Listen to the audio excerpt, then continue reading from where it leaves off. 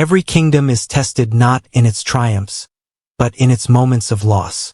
And for Wakanda, the moment came with the death of its king. The world shook as the people mourned T'Challa, the Black Panther, the protector, the symbol of Wakanda's strength. And yet, behind the tears, a storm of politics began to form. Because when a throne is empty, questions echo louder than grief. Who will rule? Who has the right? And most dangerously of all, can Wakanda stay united when the heart of its nation is gone? The death of T'Challa was more than a tragedy. It was a political earthquake. He was not just a warrior. He was a diplomat. He was the man who first opened Wakanda to the outside world. He stood before the United Nations and declared Wakanda's true strength. With him gone, allies grew nervous, and enemies saw opportunity. But the greatest challenge was not foreign. It was internal. For centuries, Wakanda's throne was guarded by tradition, by ritual combat, by ancestral blessing. Now there was no clear heir. Shuri, T'Challa's brilliant sister, grieved in silence, burying herself in science and guilt. Ramonda, the Queen Mother, carried herself with dignity, but her crown rested on fragile ground. She was respected, yes, but in the eyes of many tribes, she was a caretaker, not a ruler. The tribal council whispered. The Jabari, once led by M'Baku, remembered their challenge to T'Challa years ago. Was this their time to claim what they once lost?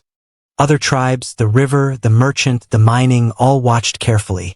Every word spoken in the council chambers carried weight. Every silence carried more. And so Wakanda stood on a knife's edge. To the world, they projected strength.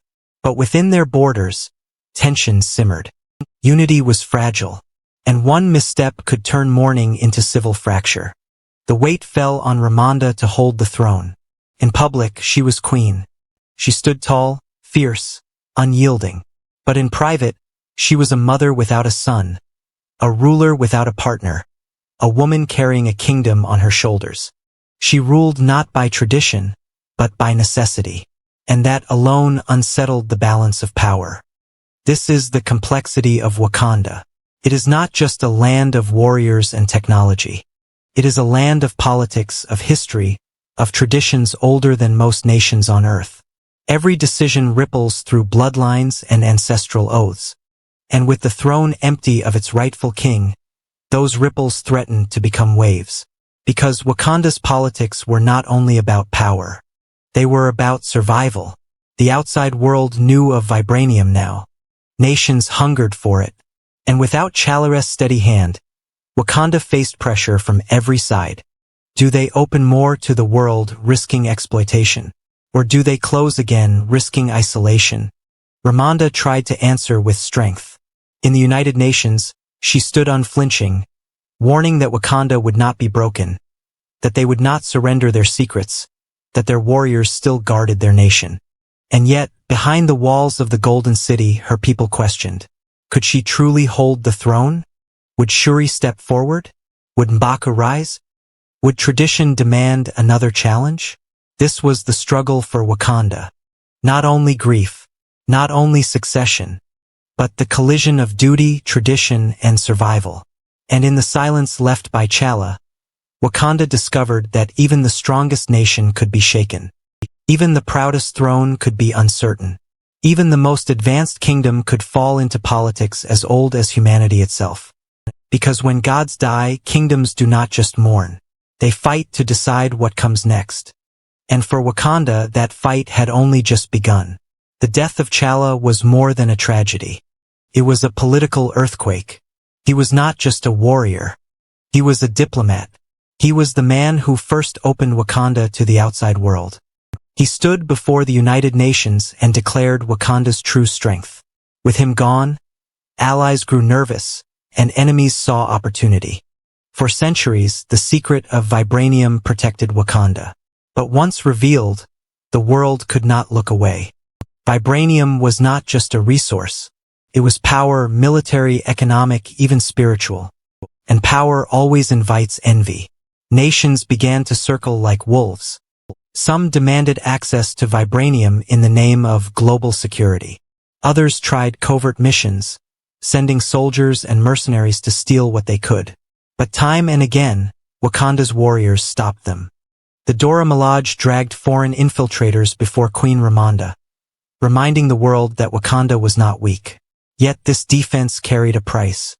The more Wakanda resisted, the more isolated they became. Countries whispered in backrooms. Was Wakanda hoarding resources that could change the world? Was their secrecy a threat? And in these whispers, a dangerous narrative began to form. That Wakanda itself was the problem. Ramonda fought this with fire. She stood before the United Nations and declared, "We have lost our king, but do not think for a moment that Wakanda has lost its strength." Her words struck fear into some, respect into others. But they also painted a target on her nation. And then, from the shadows of the ocean, another force stirred. A hidden kingdom that had stayed silent for centuries. A king who ruled not with diplomacy, but with vengeance. Namor, ruler of Talokan. To him, Wakanda's opening of its borders was not progress. It was betrayal. Because when the world discovered Vibranium in Wakanda, it did not stop there. It searched elsewhere, and that search uncovered the whispers of his hidden empire. Namor's politics were different from Ramonda's. He did not believe in compromise. He believed in survival through dominance. He came to Wakanda not as an ally, but as a threat, demanding one thing, that Wakanda join him in striking the surface world before the surface could strike them. And here lay the heart of Wakanda's political storm. Caught between foreign nations pressing from above, and Talokan pressing from below, Wakanda was cornered. If they agreed with Namor, they risked becoming aggressors in a war they did not choose. If they refused, they risked becoming his enemy. It was a choice with no safe outcome. And in that impossible choice, Wakanda discovered the true cost of being powerful. Because power does not just defend. Power invites conflict. And for Wakanda, the greatest test was not whether they could fight. It was whether they could survive the politics of a world that wanted their strength, their resources, and their throne. The politics of Wakanda were no longer just internal. They had become global. And soon, the entire world would feel the ripples of their struggle. Every choice Wakanda faced was heavy. Every path led to sacrifice. The struggle was not just foreign enemies or hidden kingdoms. It was the soul of Wakanda itself. Inside the Golden City, whispers grew louder. Could Ramonda hold the throne forever? Should Shuri step forward and take her place as queen? Or would M'Baku, with his strength and his people behind him, rise to claim the crown through tradition? This was the battlefield unseen. Not one of spears and ships, but of ideas and leadership. For Wakanda could not afford division, not when the world and Talokan pressed against them. Unity was survival, but unity demanded compromise. Ramonda knew this truth. Her speeches projected strength, but her heart carried doubt. She had to choose between protecting her daughter's grief or preparing her for leadership. She had to choose between honoring tradition or reshaping it. And in these choices, the cracks of Wakanda's politics revealed themselves. For centuries, the Black Panther was both king and protector. But what if the mantle of protector and the crown of ruler no longer rested on the same shoulders? Could Wakanda redefine what it meant to lead? Could science and tradition stand side by side? Shuri's silence was not weakness. It was resistance. She wrestled with grief, with anger, with her own faith. She did not believe in the ancestors the way her brother did. She believed in science. And in that belief, she carried Wakanda into a new age, one not entirely trusted by the council. Meanwhile, M'Baku, once an outsider, saw the fractures with clarity. He warned of Namor's strength. He reminded the tribes of their traditions. He positioned himself not as enemy, but as guardian, waiting for the moment Wakanda would need him most. And when conflict finally came, when Talokan struck, when lives were lost, when the queen herself fell, the politics of Wakanda broke open. No longer was it a debate in council chambers. It was blood in the water, fire in the city, and war on their doorstep. Shuri had no choice. Her grief became her drive. Her science became her weapon. And the mantle of the Black Panther returned, not because tradition demanded it, but because survival required it. This was the final layer of Wakanda's politics. It was not just about who ruled. It was about what Wakanda would become.